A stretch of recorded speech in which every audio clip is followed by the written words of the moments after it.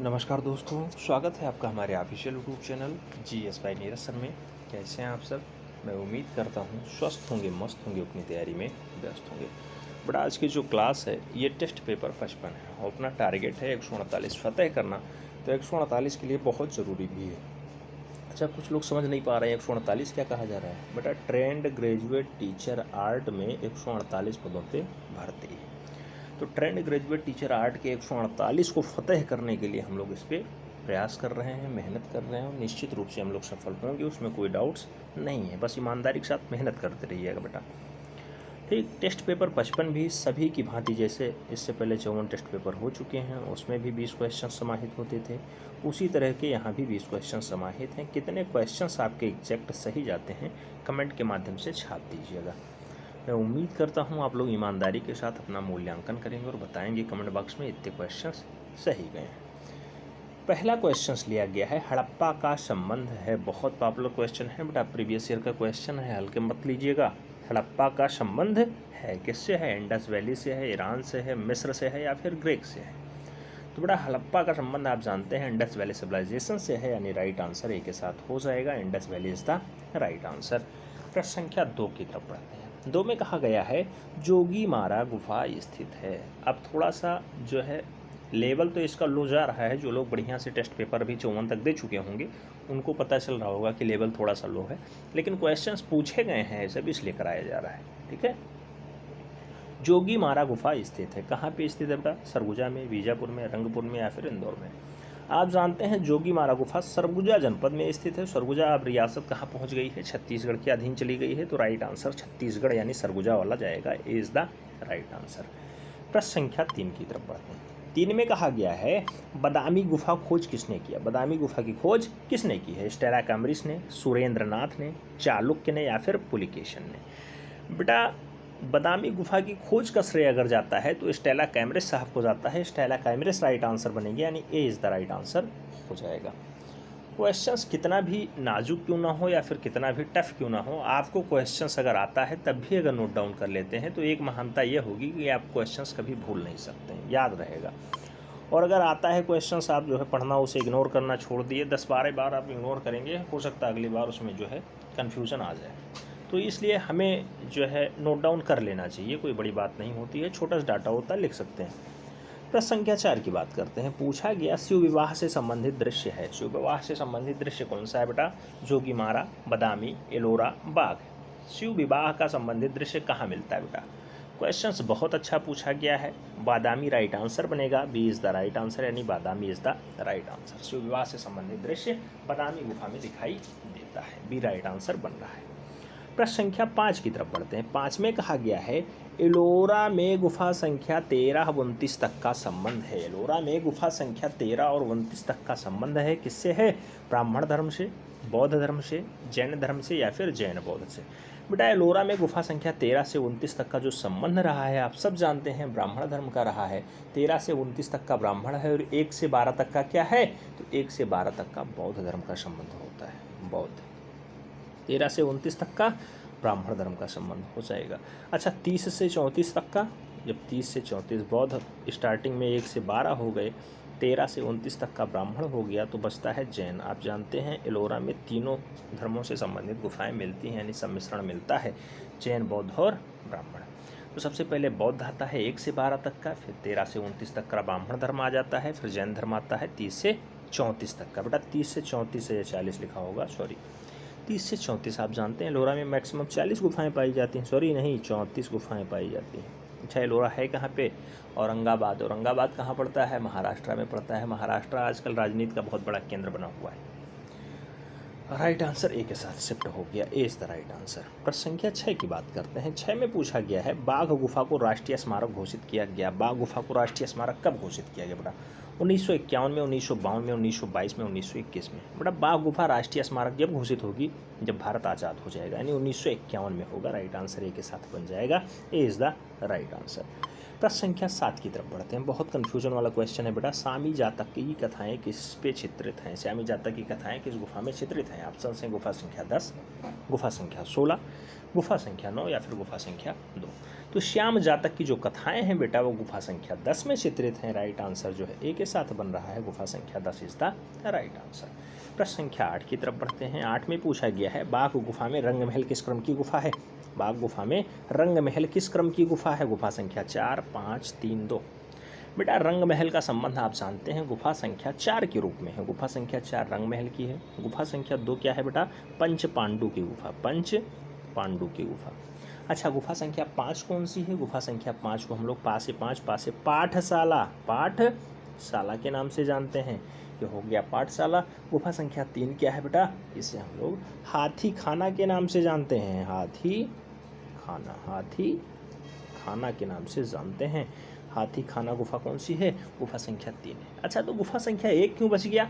उसे बाघ गुफा में ग्रह गुफा के नाम से जाना जाता है। गुफा संख्या 1 ग्रह गुफा कहलाती है। ग्रह गुफा के नाम से पुकारी जाती है गुफा संख्या 1। नेक्स्ट प्रश्न संख्या 9 की तरफ बढ़ते हैं। 9 में कहा जाता है एलोरा गुफा का कैलाश मंदिर किस गुफा में स्थित है? एलोरा गुफा का कैलाश मंदिर गुफा संख्या किस में स्थित है? ऑप्शन है गुफा संख्या 10, गुफा संख्या 17, गुफा संख्या 16 या फिर गुफा संख्या 1। थोड़ा आप जानते हैं कैलाश मंदिर एलोरा की जान होती है और कैलाश मंदिर किस गुफा में है? गुफा संख्या 16 में है। अच्छा, एलोरा में कैलाश मंदिर तो गुफा संख्या 16 में है, लेकिन आप जानते होंगे अजंता गुफा है। और अजंता में क्या पाया जाता है? अजंता मरणासन राजकुमारी पाया जाता है। बहुत फेमस दृश्य है, किसमें है? वो भी गुफा संख्या 16 में है। तो ये दोनों के जो है एक दूसरे से रिलेशन देख करके मिलाइएगा। गुफा संख्या 16 में वहाँ अजंता में मरणासन राजकुमारी है, मरती हुई राजकुमारी है, जबकि कैलाश मंदिर गुफा संख्या 16 में है, एलोरा में। तो संख्या 10 की बात करते हैं। पूछ लिया गया मिर्ज़ापुर का पिकनिक स्थल क्या है? मिर्ज़ापुर का पिकनिक स्पॉट स्थल क्या है? ऑप्शंस में है बिडम्ब, भिल्डरिया, लिखोनिया, लोहरी।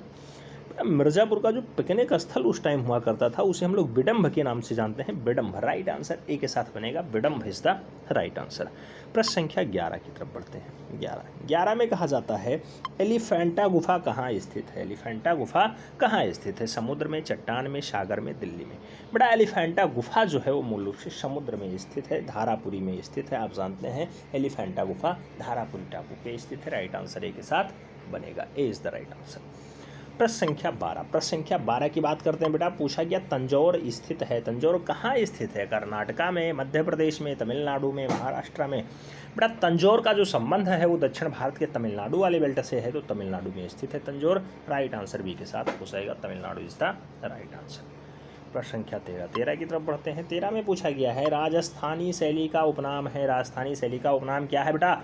हिंदू शैली, जैन शैली, गुजराती शैली या फिर बौद्ध शैली? बड़ा राजस्थानी शैली का जो उपनाम होता है वो हिंदू शैली के नाम से जानी जाती है। हिंदू शैली राइट आंसर ए के साथ बनेगा। हिंदू शैली इज द राइट आंसर। प्रश्न संख्या 14 की तरफ बढ़ते हैं और 14 में पूछा जाता है कि महाराजा किशन सिंह ने 1609 ईस्वी में किशनगढ़ नगर की स्थापना की। उन्होंने कितने ग्रंथों की रचना की थी? बेटा महाराजा किशन सिंह ने कितने ग्रंथ लिखे हैं, ये क्वेश्चन पूछा जा रहा है। ऑप्शंस में है 32, 33, 44, 30। आप जानते हैं बेटा राजा किशन सिंह जो है वो मूल रूप से कितने ग्रंथ लिखते हैं? 33 ग्रंथ लिखते हैं, यानी 33 ग्रंथों की रचना करते हैं। और महाराजा किशन सिंह ही किशनगढ़ शैली को या किशनगढ़ नगर को एस्टेब्लिश भी करते हैं। ये भी क्वेश्चंस याद रखना है। राइट आंसर सी के साथ बन रहा है। प्रश्न संख्या 15 की तरफ बढ़ते हैं। 15 में पूछा गया राजा उम्मेद सिंह के समय में कौन सी शैली अपने चरम पे पहुंच जाती है? राजा उम्मेद सिंह के समय में कौन सी शैली अपने चरम पे पहुंचती है? अलवर शैली, मालवा शैली, कोटा शैली, जयपुर शैली? बेटा राजा उम्मेद सिंह के समय में मूल रूप से जो शैली अपने चरम पराकाष्ठा पे पहुंचती है उसे हम लोग कोटा शैली के नाम से जानते हैं। कोटा शैली राइट आंसर बी के साथ बन रहा है। बहुत सारे लोग सोच रहे होंगे बार बार यही क्वेश्चंस करवाया जा रहा है, कलाकार नहीं कराए जा रहे हैं। बेटा कलाकारों को भी कराया जाएगा। अब आज से स्टार्ट होता है 125 क्वेश्चनों का सेट, ठीक है, जिसे हम लोग हस्तलिखित मॉडल पेपर कहेंगे।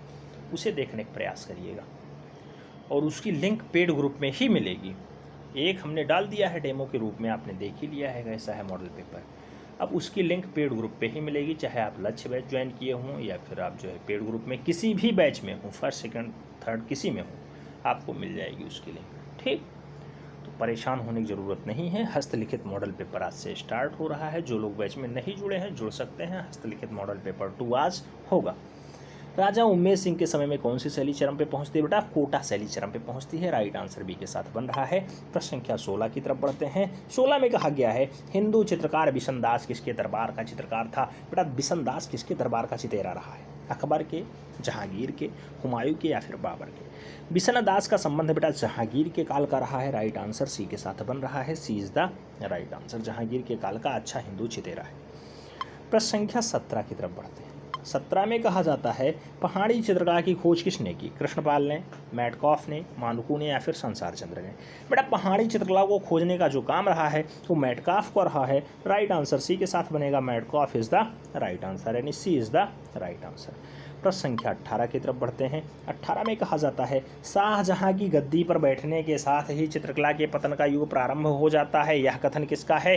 तो शाहजहां जैसे गद्दी बैठता है चित्रकला पतन चलने जाती है। यह कथन किसने कहा? मोहम्मद नादिर ने, पर्सी ब्राउन ने, गोवर्धन लाल ने या फिर कृष्णपाल ने? तो शाहजहां गद्दी बैठेगा बेटा, वह कथन पर्सी ब्राउन का रहेगा। राइट आंसर सी के साथ जाएगा। Percy Brown is the right answer. C is the right answer. Second last question कह रहा है बेटा चित्रकारी को इस्लाम के विरुद्ध मानता था। बेटा चित्रकारी को इस्लाम के विरुद्ध किसने माना? तो जिसने चित्रकारों को भगाना स्टार्ट किया उसने चित्रकारी को जो है इस्लाम के विरुद्ध मान लिया।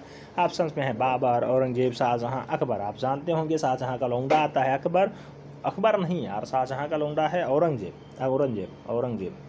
और औरंगजेब मूल रूप से चित्रकला को इस्लाम के विरुद्ध मान लेता है। खुद तो बढ़िया बढ़िया चित्रकारी करवाता है जो मन में आता है, लेकिन और चित्रकारों को भगाना स्टार्ट कर देता है, क्योंकि मुगल शैली जहांगीर के काल में चरमोत्कर्ष पे पहुंचती है और जहांगीर के बाद धीरे धीरे पतन की ओर आना स्टार्ट हो जाती है। शाहजहां के काल में ज़्यादा पतन होता है क्योंकि वो स्थापत्य कला पर जोर देता है, और जैसे ही शाहजहां का काल खत्म होता है इसका लौंडा आता है अकबर, जो औरंगजेब जैसे पहुँचता है तुरंत जो है काम बिगाड़ना स्टार्ट कर देता है, चित्रकार भागना स्टार्ट कर देते हैं। उसके बाद छोटी छोटी शैलियाँ, चाहे मालवा, कुल्लू, मैदानी, राजस्थानी, सब शैलियाँ आती हैं।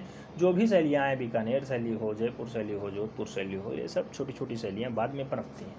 जब मुगल चित्रकारी से भागना स्टार्ट करते हैं चित्रकार, तब ये छोटे छोटे नगरों में, कस्बों में जाकर के बसते हैं और वहाँ पर चित्रकारी करना स्टार्ट करते हैं। जब वहाँ चित्रकारी करेंगे तो वहाँ की ख्यातियाँ बढ़ेंगी, तब जाके छोटे छोटे उपशैलियाँ बढ़ती हैं, और जब उपशैलियाँ बढ़ेंगी तभी जो है थोड़ा सा चित्रकला का विकास भी होगा और आपका सिलेबस भी बढ़ेगा, क्योंकि सिलेबस ऐसे नहीं शामिल होता है कि पहाड़ी चित्रकला और राजस्थानी चित्रकला को शामिल किया जाए।